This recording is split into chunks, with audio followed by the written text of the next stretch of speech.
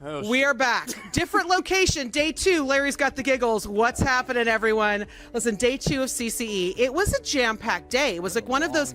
It was one of those brain hurt kind of days where we had a lot of stuff going on. So we're just going to go around the horn and figure out what actually stands out before this bagpiper gets here. A couple things stood out. One is it was an industry day. I didn't realize how much industry discussion that was connected to AI. I thought AI was a thing and industry was a thing. I had never really seen an intersection between industry and AI. So it was kind of refreshing, but also my brain is fried. So I don't remember what happened. Just a recovery theme. And the other thing that stood out that the panel on what do we do with China was pretty interesting. It was very entertaining panel. We extended by 10 minutes. That was nice. So more discussion, more entertainment. And we don't know the answer. It's one of those panels where lots of questions, lots of data, lots of issues, lots of disagreement, but no answers. Yep, absolutely. Okay, Martin. So, pass the mic. A lot of interesting stuff on the industry. Just to continue around industry and AI, it seems like when we get down into the industries, you start to get to much more specific, targeted use cases that are trying to solve known problems that have been around.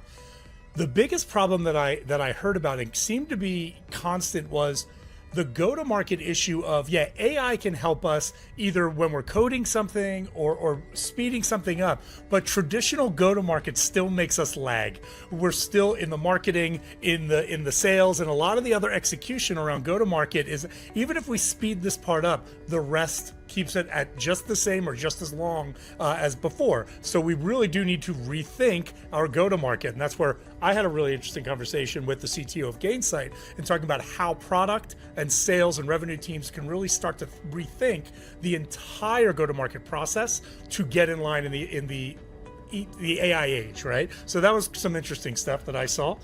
Let's move on. All right, we'll move it on. All right, so had an interesting conversation. I'm actually going to channel my inner Holger, who's actually missing right now, because we've lost Holger.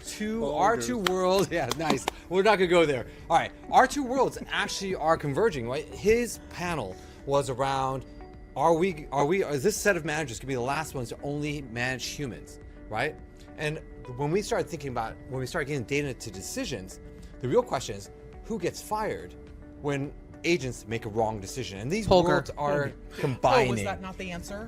Holger wasn't the answer? Okay, sorry. Always pick on the guy who's not here. I'm glad I was able to make it in person. But the real question here is, how do we start thinking about where are we going with automation? And how much automation do we give in different tiers? Human loop, human on the loop, human out of the loop. And how much therefore visibility, transparency, and then who actually owns the full ownership of what went right and what went wrong. We're dealing with that issue right now, whether it's on a human side in terms of management, or whether it's on a technology side in terms of how we're starting to put context behind the on top of the data so that agents can actually make the right decisions. You're going to hear a lot about this over the next year or so. We're going to keep on revisiting these questions. Larry.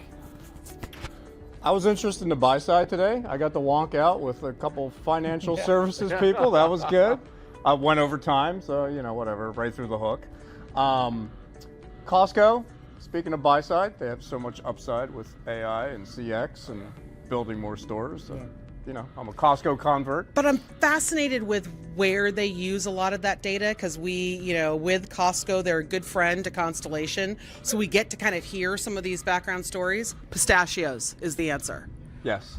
Pistachios. Who knew that was going to be such a massive need to apply AI? They work the merchandising. Pistachios. Yes. Just saying.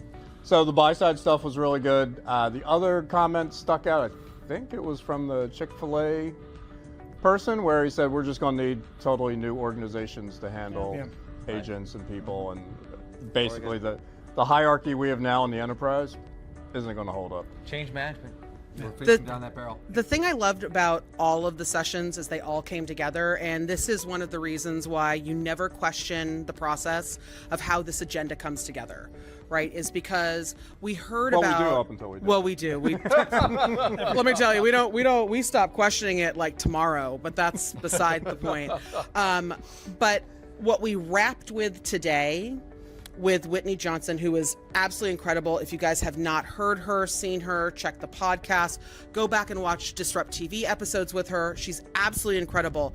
But the comment of be uncomfortable and disrupt yourself. That's what's happening every single day when we are going in and telling our teams, AI, you're going to do AI. Go do AI. Someone go do AI. Someone go find AI. Let's go do some AI things together. That makes everyone uncomfortable, but we're not disrupting when we're doing it. And we heard it from every single panel.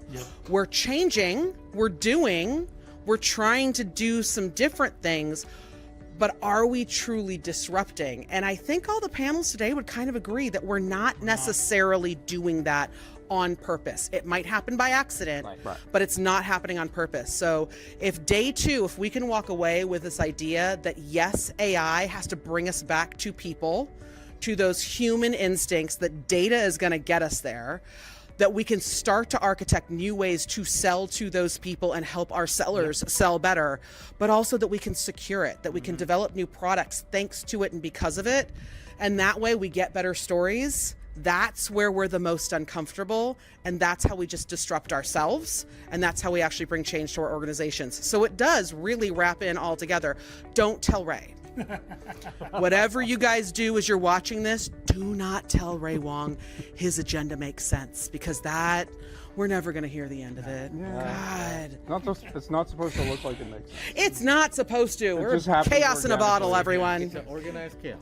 Organized chaos. And, listen here, as your Mayhem Goblin, thank you so much for being with us. We are going to try to wrap up day 3. We got Supernova Awards tonight, people. We got to go get ready. We got to get spiffy. But this was a great day 2 to mark 15 years of doing this. Thanks so much for being here.